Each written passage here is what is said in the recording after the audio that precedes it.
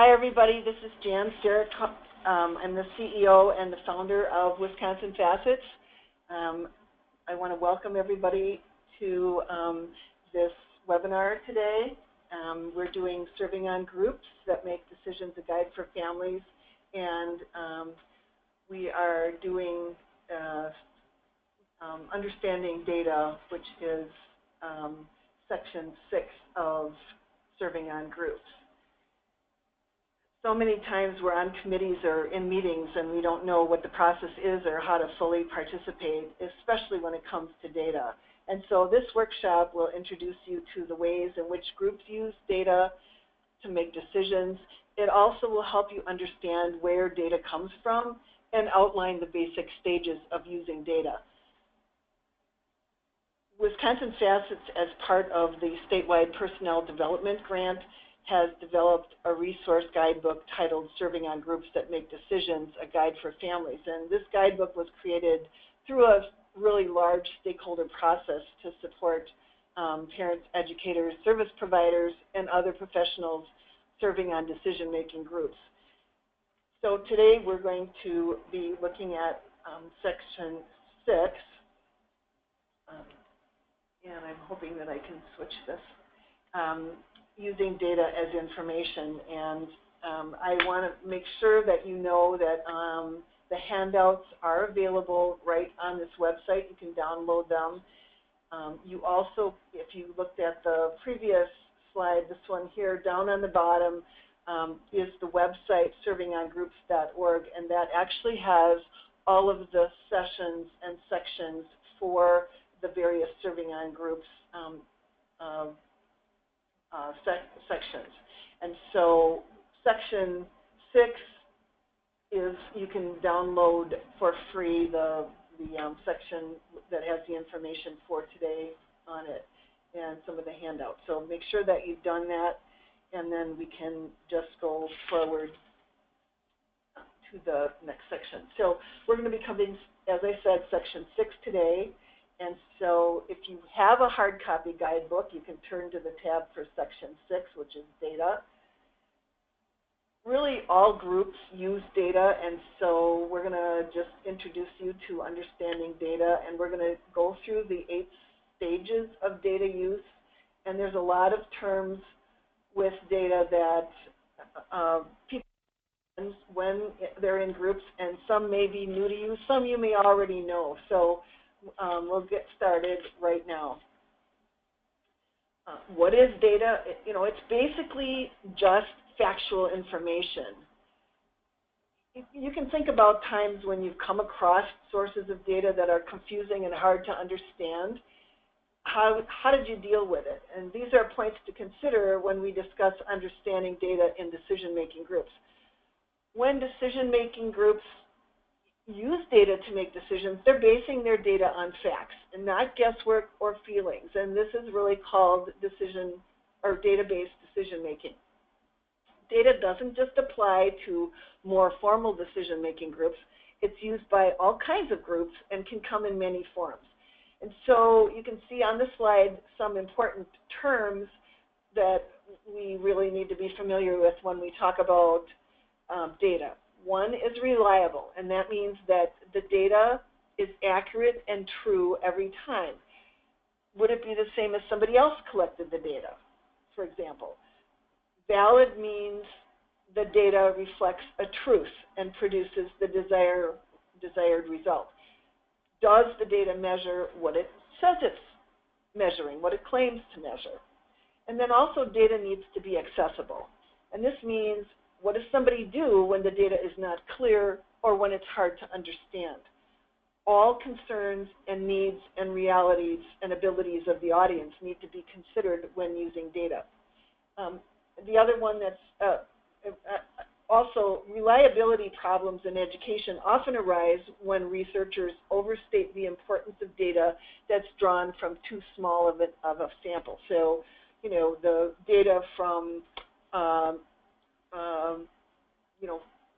5 people is not as reliable as for 25 people. So, for example, imagine that if when I was a principal, I claimed to the school board that I had evidence that parents love our school programs. And so when the school board chair asked me how I could make such a claim, I said it was a conclusion based on hard data, specifically a survey that was taken at last winter's band concert.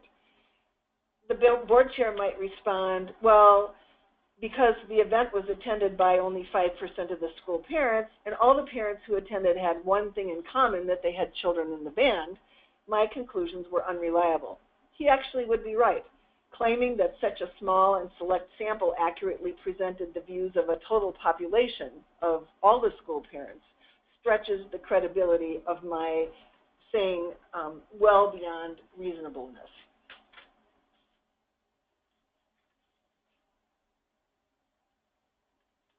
So confidentiality related to data is important, and confidentiality is a set of rules or a promise that a person makes to limit access or to put restrictions on certain types of information. So when we're working with data as a group, it's important to always state if certain information should stay in the group and not be shared with others. Confidentiality can be a really important thing for you when you are working with certain types of data. So if you're new to a group, you have to make sure to ask questions about what data can be shared. Ask if there's a written protocol or a policy about the confidentiality so that you can be sure to follow it. So let's talk about the fact that there's two different forms of data. One is quantitative and the other is qualitative. So what are the differences between the two types of data? So quantitative data deals with numbers.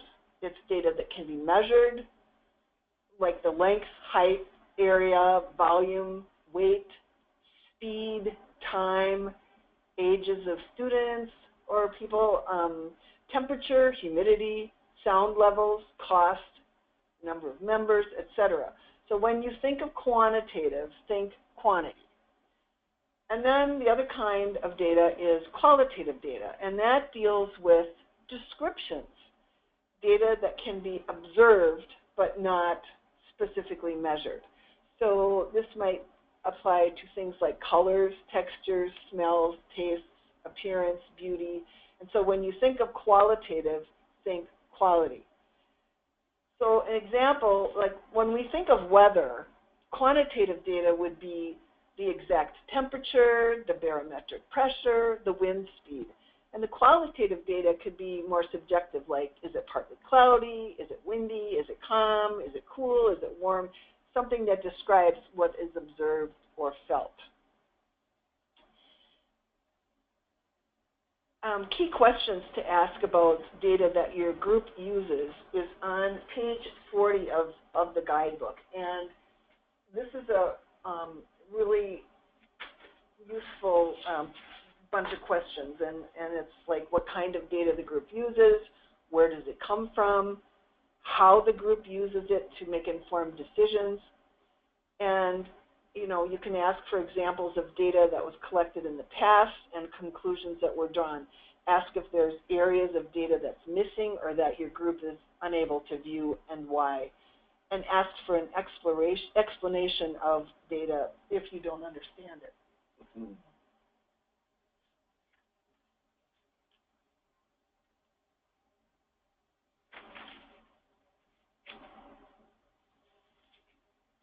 Okay, so stages of data use. Let's see, I want to make sure I didn't skip a slide. Okay.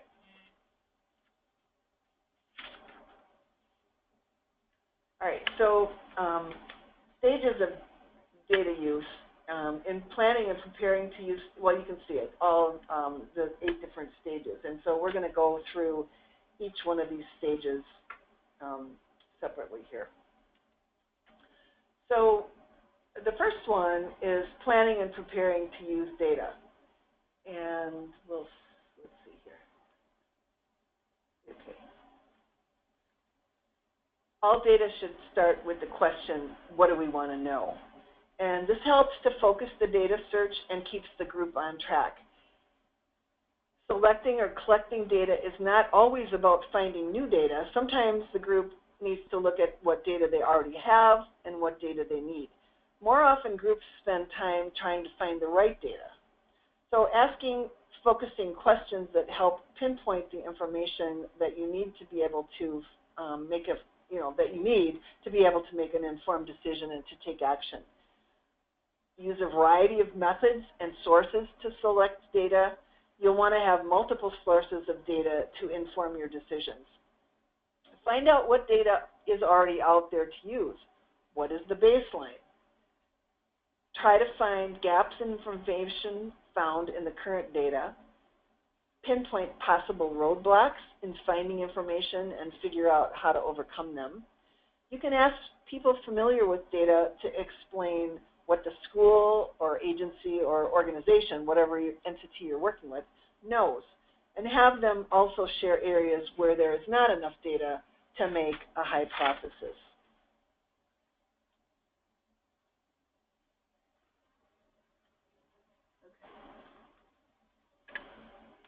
So the next stage is really working with data, is to actually collect it. And so the data should be collected for a specific reason or purpose that's relevant to the work of the group. Groups can collect data themselves, or they can use data that somebody else has collected. The question the group needs to answer when collecting data is, how do I find the data, both new and existing, that I need? Groups really only need to collect the data that they're going to use. Too much information can be overwhelming. And too little information won't help the group find the answers that they're looking for. So relating to groups associated with collecting information, schools are full of data. For example, there is student learning data, which is about schoolwork and assignments of individual students. This could be IEP data, state assessment data, graduation rate data. Student demographic data are the personal factors about each student, like attendance records, age, race and ethnicity, application and enrollment data, and so forth. Student perception data is information about the school based on views of school staff, parents, and the community. Surveys and personal testimonies, parent meeting notes, things like that. And then school process data provide information about school management, administration, structure, and general workings of the school. For example, income and expense reports, teacher-to-student ratios, class sizes, available space. Also, ways that families can use, families as a source of data. They can do surveys. They can do focus groups with families. They can, gather data from participants for different school events or activities. They can gather data from school perception data. And it's important for schools to communicate to families why they are collecting the data provided by families and what they're going to do with the data. So an example might be seclusion restraint records request for September data reported to the school board. It might be one thing that people are interested in looking for.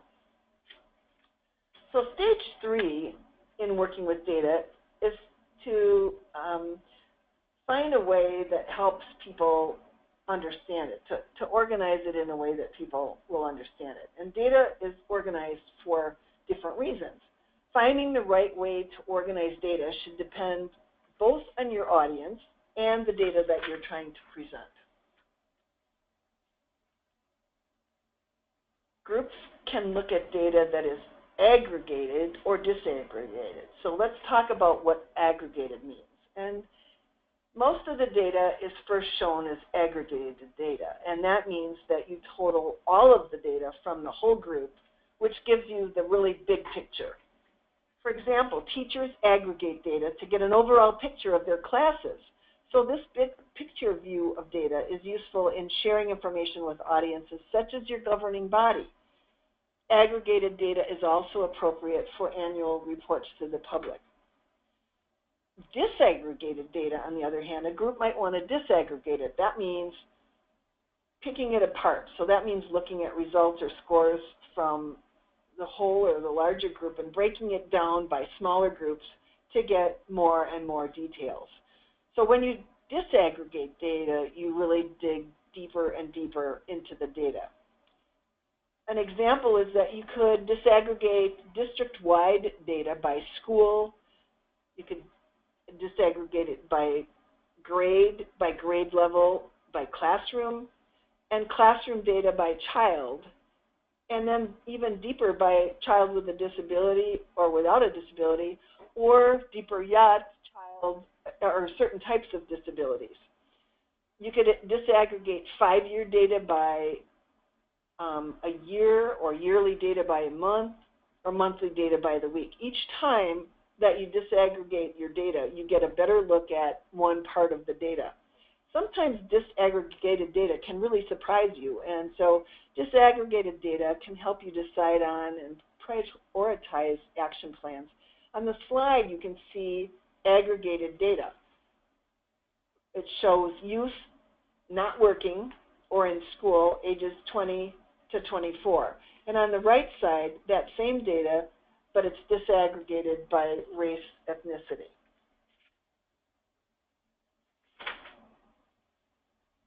So groups can look at data that is triangulated. And the term triangulated means that the group looks at or compares 3 or more different sources of data that applies to the same person, place, object, or subject. And so they do this to see if the information from one source is supported by other sources. Comparing data from different sources can also provide some insights into the data. For example, a college admission process wants to see the whole picture of a student.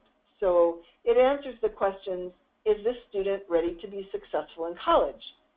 At our college, and how do we know? So the data not only includes the grade point average from the high school, but also asks for volunteer and extracurricular activities, an essay, application form, references, interviews, etc. And so put all together, looking at all of those things, we'll find a much more accurate picture of the student. So one way to organize data is by using a graph to make it easier to understand. And so formats like lists and tables and charts and spreadsheets and written and verbal descriptions help you see visually a visual representation of data. So when looking at a graph, and this may be more simplistic for some of you, and others it may be something that you really haven't paid attention to before. So when looking at a graph, remember to read all of the labels on the graph or the table and ask yourself, what's in each column? What's in each row? What is the range of values? Does the data have a direct or indirect relationship? Where is there the most change or growth? Where's the least change or growth? And if you can't interpret the graph, ask for help interpreting it if you totally don't understand it. I mean, that's the way you are more functional in a group. You don't want to be in the group and not understand the data that you're looking at. You have to ask questions. So every piece of data is really a snapshot in time. And so here's, like, this pie chart shows a snapshot in time. It shows information by dividing a circle into several parts, like cutting a pie, and shows how each part relates to the whole. There always needs to, all of these pie charts, when you see data shown as a pie chart, it needs to total 100%. So for example, a community member wants to find out what students with IEPs are doing after they graduate from high school. One way to locate this information is to go to the Wisconsin Post-School Outcomes website, which, if you don't know it, it's www.posthighschoolsurvey.org, and a report will appear that includes all kinds of data. The pie chart shows what students who had IEPs in high school are doing 1 year after graduation from high school. So you can see that, and then they also have color coding that matches. So you can see that 34.6% were in higher education, 29.9% were in competitive employment, and so forth.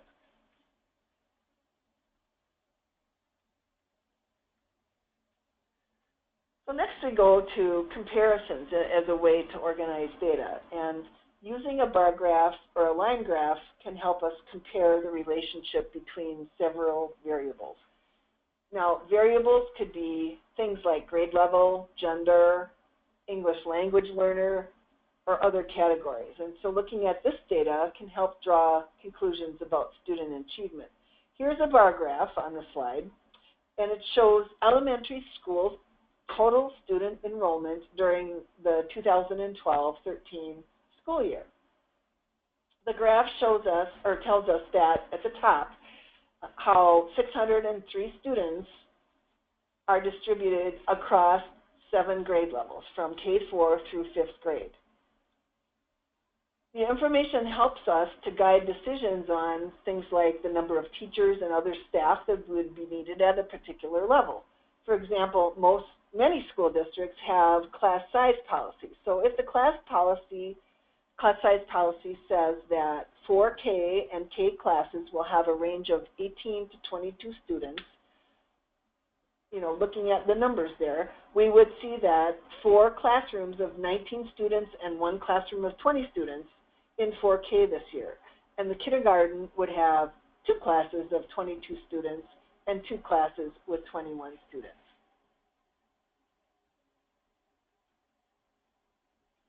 So let's talk about trends. Another data can also be looked at using trends. This is comparing data over time, and comparing data over time helps us look at trends.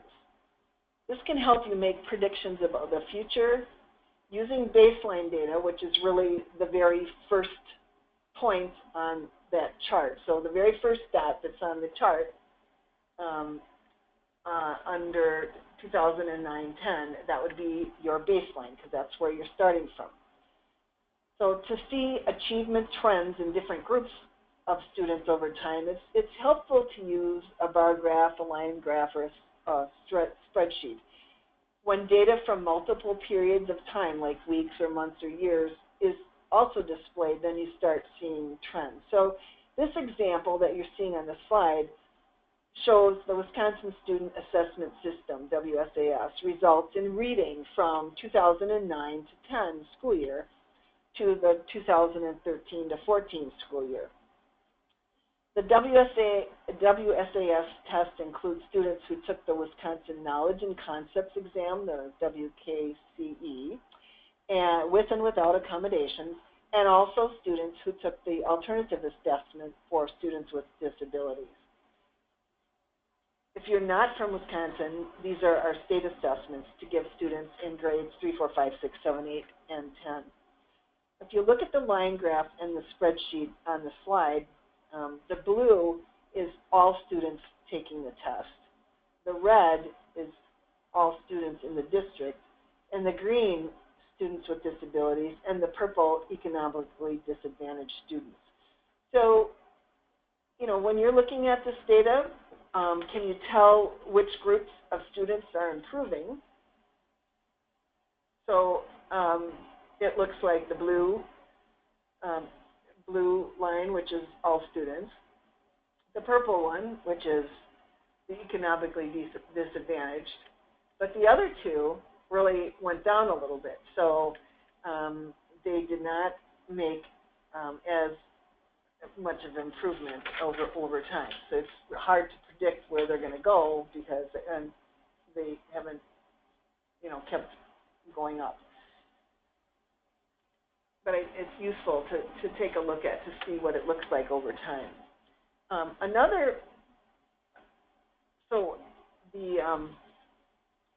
Stage 3 for organizing data, it's important to talk about tips to validate the findings. And this means to accept the results.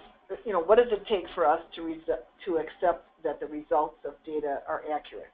And you can use the following processes to make sure that your data is sound. One is make sure that you're using trusted sources. Two is follow up with questions to make sure the data is accurate and understood. And then three, use many different ways of gathering data. And four, make sure the group everybody agrees with and accepts the findings of the data. So let's move on to stage 4 of data use, which is to analyze the data. And this means thinking about what the data means and finding patterns in it. Analyzing data is not a simple process, and the group may have to look at the data in several different ways in order to make a decision about the data.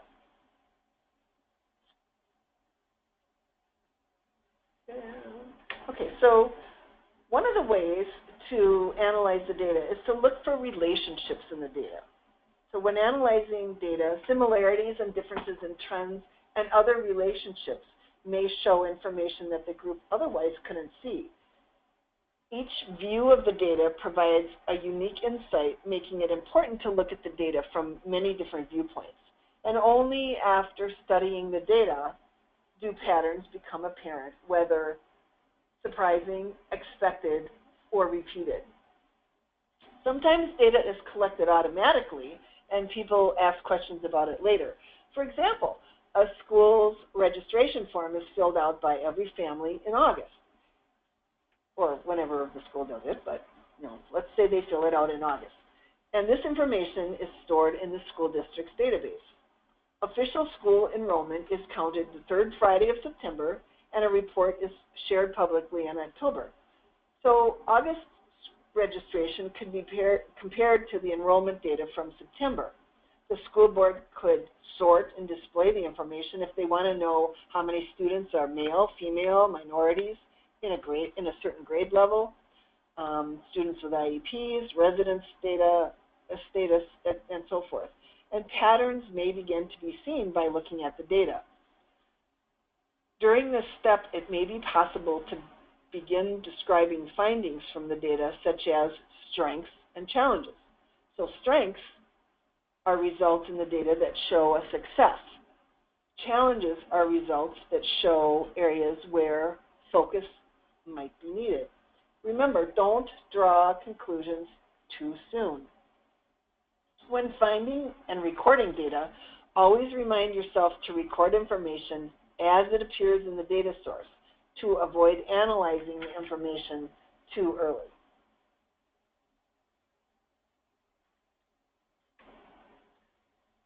When you're working with numbers, there probably will be unfamiliar terms that will come up when you're analyzing data as a group. You may need to dig up a lot of things from middle or high school math class that you haven't used for a while. Not all of us work with data on a daily basis, and so data can get to be kind of intimidating. But it's important to understand the terms associated with working with numbers. Analyzing numbers can be done in a couple of different ways. Depending on how it's done, the results can be very different. So calculating, and you can see the list there, mean, median, mode, range are, for a series of different numbers can help you analyze the data. But first, you really have to know what they mean because they really are different. So the mean is the average of a group of numbers.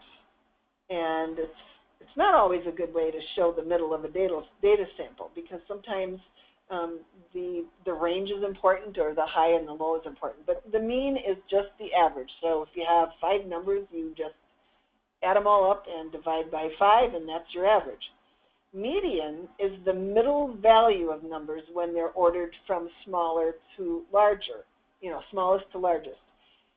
And this is better at showing the actual middle of a data sample. So, you just arrange them in order. If you had 2 3s and a 4 and 5 5s and a 10 and 5 15s, you just order them right in order, and then you just count and find the middle, and that's where your middle value is. Mode is the most frequent value or the number that shows up the most in a data sample. And sometimes that's a really important thing to be able to pick out of your data. Range is the difference between the lowest and highest values. So if you're looking at test scores, you know, the range would be the lowest score that somebody got and the highest score somebody got. Now, the term outlier is important because outlier, when you look at the numbers that you have, you know, say most of your numbers went from 0 to 10, but then you had one number that was 22. Well, obviously 22 would be the outlier because it was a very high number in the data sample, and it could really distort your average. So having that outlier in there leads to some questions and some discussion as to why is it in there, what do we do with it. And a term that might come up in discussions also around data is the term statistically significant. And that means that data results are probably true and not because of chance. So one of the ways to analyze the data, you know, as we said, is to look for relationships in the data.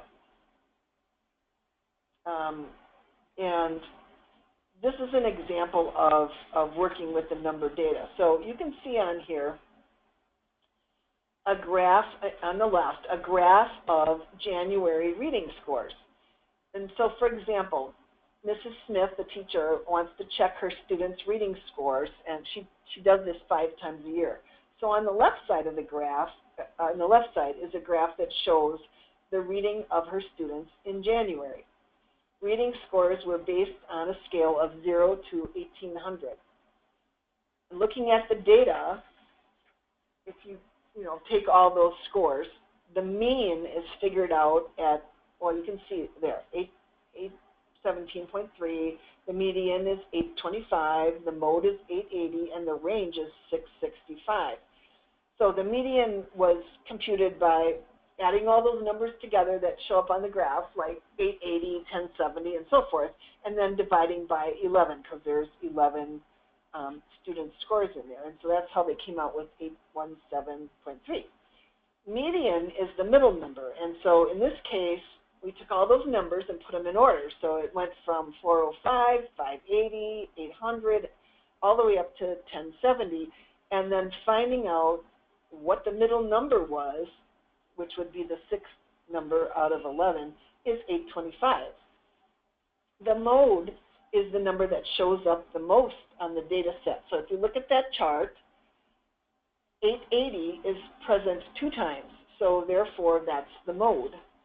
And then the range is the difference between the highest number and the lowest number in the data set. So the highest number is 1070, and the lowest is 405. And the difference of those two is 665.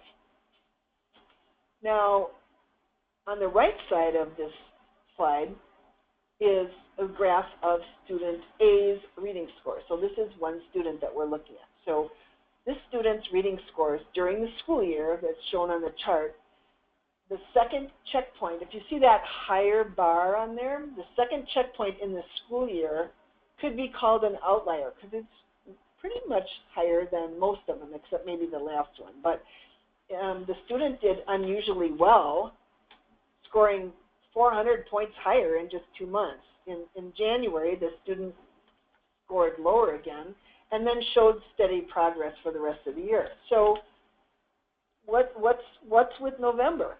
Was the November reading material used to test student A high interest area for the student, or something familiar that I already knew that he did so well? So, looking at why are we getting that outlier? What contributed to that outlier may be really helpful when you're analyzing data. Also, could the January dip be due to the student not feeling well, or the test materials weren't of much interest to the student, or is that actually where the student should be? Exactly. So again, each score is just a snapshot of the student's reading level at that time, and one just doesn't exactly know. What we do know is that the student did make great progress during the year in reading. So when you look at 500 in September, to 880 in May, definitely shows some good progress.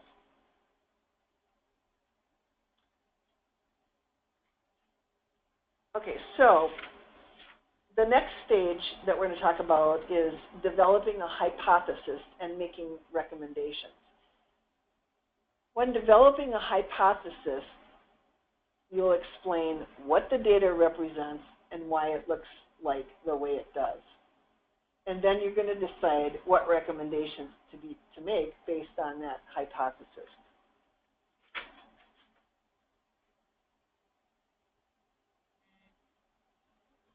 So, we've already talked about analyzing the data. So now it's time to develop a hypothesis to you and then use what you've learned from the data. So data may tell you what is happening, but it doesn't always real obviously explain why. And so the more that you analyze and understand the data, the better your conclusions and solutions are likely to be. So in this stage of using with data, you're going to try to figure out the why. First, try to understand why something might be happening. Brainstorm possible ideas based on the data. Look at other data. See if the other data supports, helps support your ideas or not. If your group still isn't sure, you can ask additional questions about the data. And these questions might help clear up why something might be happening. The group really has to agree on the conclusions drawn from analyzing the data before making recommendations that come out of the group. Once you know why something is happening, you can start to figure out possible solutions.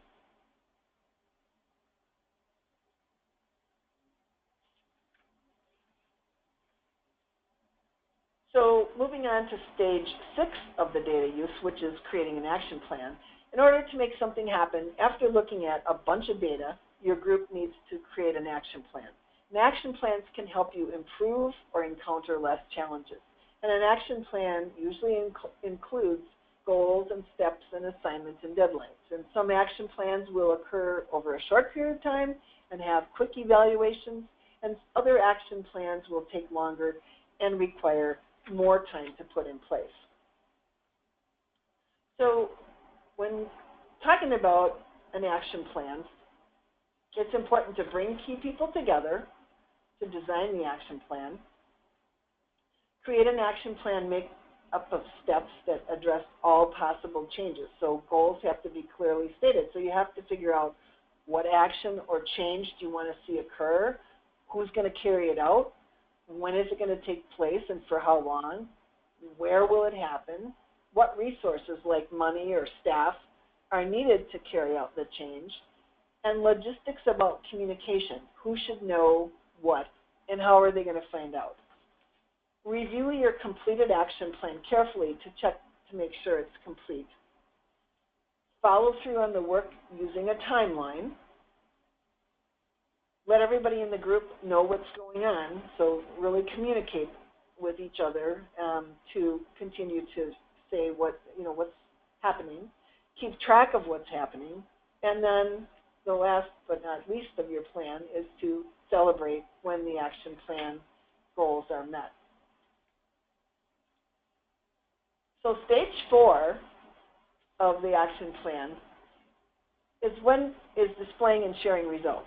So when people of different perspectives look at the same data, they may make new conclusions and see new ways to make it. And this is how sharing data can be useful. The group needs to present information that's found in the data in a way that is easy for an audience to understand. So you have to make sure that whatever report comes out from your group is appealing. It has to be simple and clear and visually attractive. It should be accessible, so using a reading level that's appropriate to your audience, avoiding jargon or acronyms that the audience doesn't understand or isn't familiar with, using bulleted lists in the language spoken by audience members. Accurate. The report has to be accurate. It has to be free from errors, and the report must be about what the data actually said, not what you wish the data said. The report has to be audience specific, so focus on issues that the audience cares about. Think about the level of detail that the audience needs and what the audience already knows. Be fair and objective. Use the data to drive decision makings. It may be tempting to make a decision and then search only for those data that support it. Such selective choosing of data is unethical and not useful. So when you're sharing results, a lot depends on the audience when figuring out what and how and even when to share the data. Different audiences need different views of the data. So as a report of the results written, think about the following questions. What's the purpose of your report? Does it need to provide information or to raise awareness? Will it be used to make decisions? What information is new and surprising? What does the audience already know about the topic? What level of information do they need, the big picture or lots of details? And be sure to share the results of your group. Decide where this data would be shared. Consider sharing data with families at school board meetings, district websites or the district newsletter, in a community newsletter, at parent group meetings, or maybe even on social media. Oopsie. Okay. So you want to make the data come alive so that it's not like totally boring and nobody wants to look at it. So social math is about painting a picture with data. And sometimes numbers are just numbers when the context is missing or unfamiliar. So social math is all about relating data and numbers to what is familiar and concrete to your audience. So it brings numbers down to earth by blending them with compelling stories and by providing comparison with familiar things. So, for example, if everybody in the United States were to change their page margins from 1.25 inches to 0.75 inches, we would save a forest around the size of Rhode Island every year. We all know paper comes from trees, so the visual of saving a forest, and not just a small forest, but a big forest, the whole state of, the size of the whole state of Rhode Island, makes a very big impression with that data. Social math could backfire if the story and the visual comparisons aren't linked to the message you want to convey. Numbers can be presented in a memorable way, but may sometimes cause the opposite reaction to your audience. So you have to be fairly careful with how you present it. Data stories are being used more and more to explain and visualize information that is collected and analyzed. Behind every data example is a story just waiting to be told. So here are strategies on telling a good story that apply to data visualization. So should we find a compelling narrative? Think about your audience and what they know about the topic. Be objective and offer balance. Don't censor the data in the visualization. Edit and try to really explain the data. So on the left side, you see an infographic. Think of all of the infographics that you're seeing on social media, like Pinterest and BuzzFeed and all of those. And data put in a visual presentation that is easy and interesting to look at.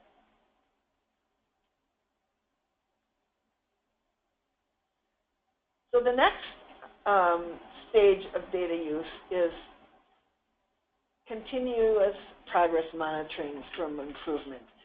Dealing with data doesn't end with creating an action plan. It's really only the beginning. So in stage 8, it's like, what do we do next? And that is good data practice involves continually collecting and evaluating data to make sure progress is made.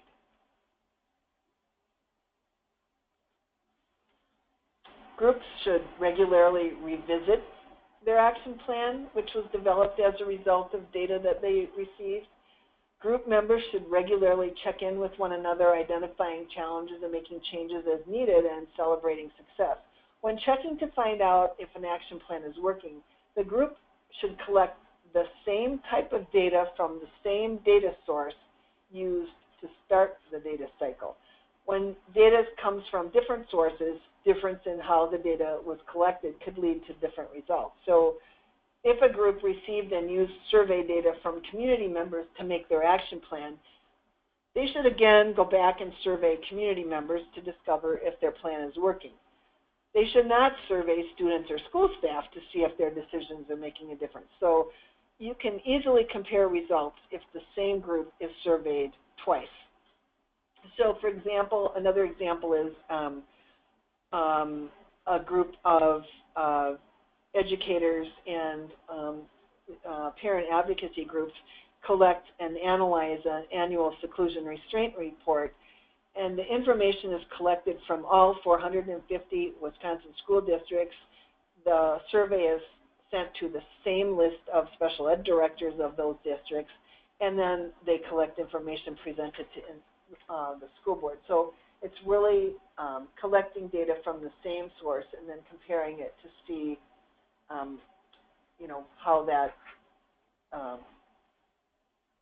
what the data is looking like and what it's changing. So sometimes, excuse me, looking at how well the action plan is working leads to new questions or the need for new data. Effective, continuous progress monitoring often addresses such questions as, to what extent has the initial question been answered? What new concerns or questions have come up? What factors are clearly understood and which ones need more data? Has the situation improved? Monitoring for progress and improvement gives group members a chance to see the results of their hard work. And when groups see good things happening in education based on their decisions, their drive to keep working is really renewed. If things aren't working as planned, the group can revisit their questions and data to adjust the plan.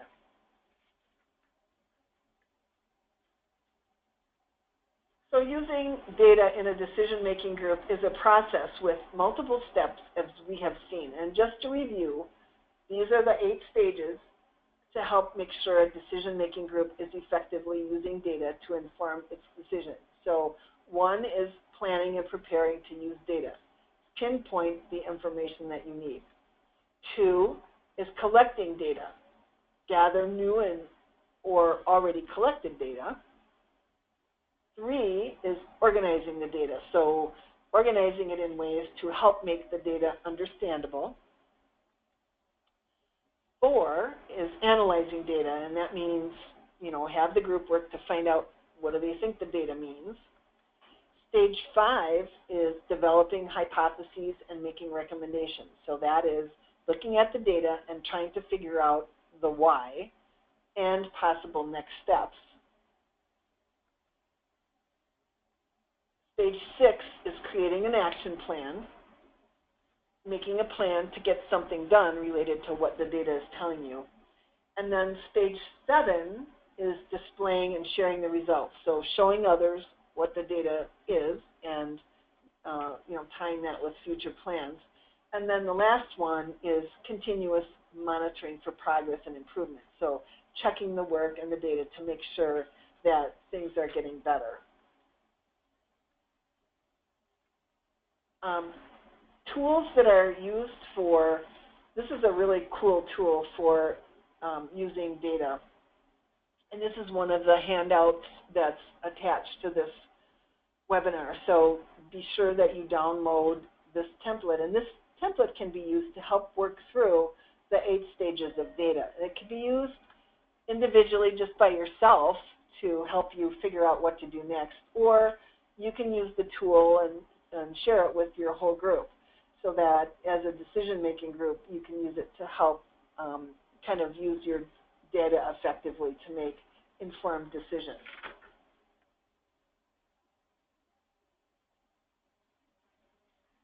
These resources are great examples for finding data and seeing how it's gathered and displayed.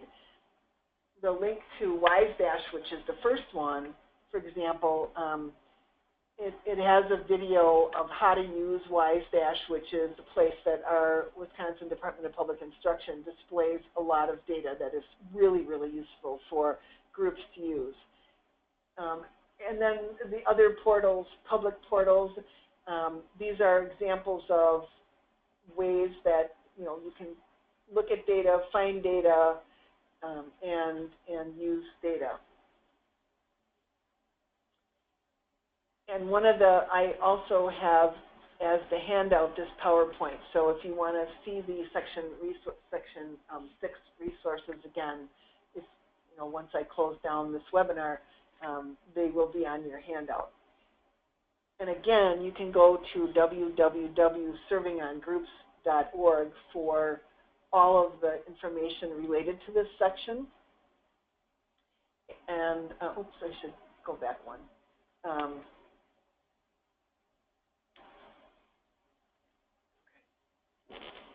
So please feel free to download those handouts, and I hope everybody learned a little bit more about data today. It doesn't have to be quite that intimidating, and as long as you are, familiarize yourself with the terminology and have that process in mind of the 8 steps when you're serving on a group or when you're working with data, making sure that you're not skipping steps will make your work much more effective. So hopefully this was helpful, and I have my email address on there if you want more information.